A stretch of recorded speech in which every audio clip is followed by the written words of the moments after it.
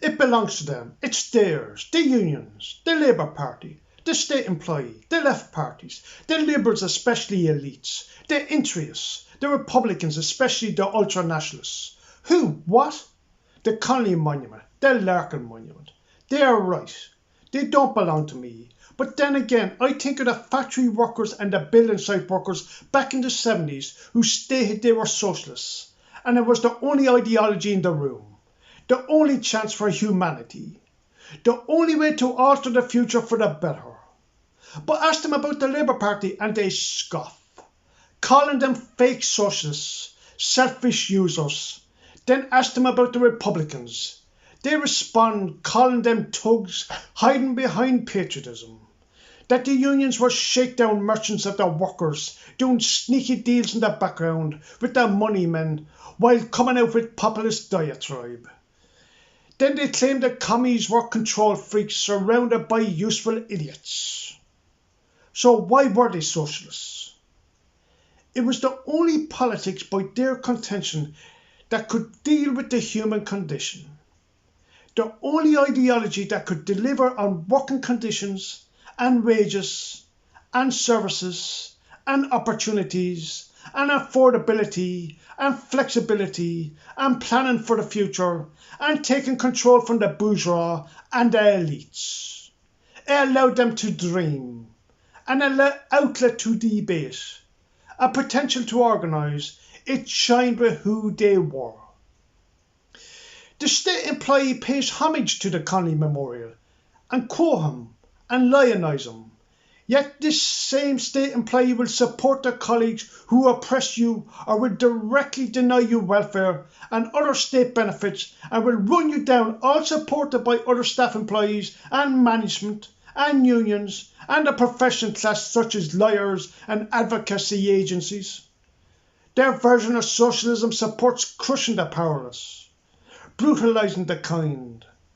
Their socialism makes sure that tax takes, maintains, if not increases, employment numbers and guarantees employment and wages and pensions and working conditions for the state employee, and then you have the associated professional class who are protected by the legal mechanisms and the state apparatus. The tax take is ultimately for these categories of society. They are the primary beneficiary. Connolly and Larkin today would make the cold calculating decision for the March of Socialism to throw their lot in with the Labour Party and the unions and the Liberal alliance that envelops it in network and culture. Blame that bogeyman, the capitalists, their substitute for Satan. No personal responsibility for the public servant. Let's not rock the boat, so therefore a wink and a nod and a half-cooked deal, and the evil will persist. That's the sign of an ideology that's a failure. I want to be a member of one that works. What is this philosophy, this ism, that takes into account human flaws and the failings of humanity?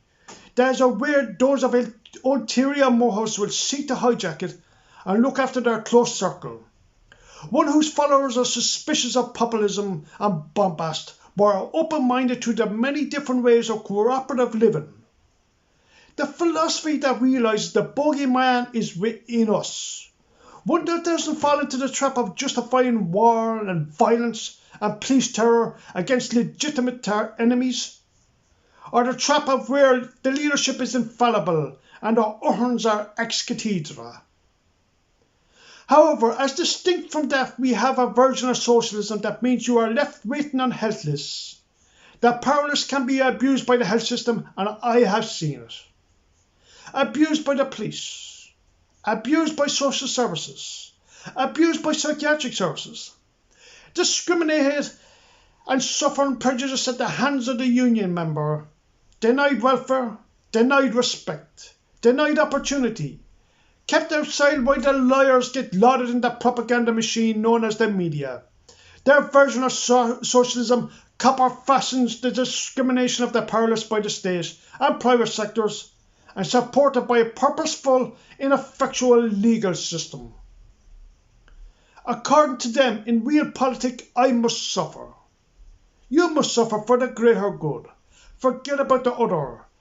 filter out the outsider and concentrate on your own struggle for the crumbs. They will seek to outflank you, outsmart you with smart Alec dregs and suit speak. My politics means everyone is treated fairly. My politics has no flags or monuments or anthems. My politics doesn't get hung up on tribe or religion. Their version of socialism stands with the state employee, abusive of their fellow human beings. However, my politics stands with the powerless on this side of the counter. And yes, I am myopic when it comes to that principle. My monument is animated and living. It is the powerless in rags in the streets and roads of Ireland, the walking litmus test of our civilization. No anniversaries, nor parades, or colour parties, or 21 gun salutes, or shiny uniforms for them. The visible treated as invisible. They are a reminder of that we are the mob, the crowd. We hear them to laugh at them after one provocation too many. But through their raggedy dignity, under our severest imposition, they remind us of how barbaric we are. We should thank our walking monuments for that reminder. Thank you and consider subscribing.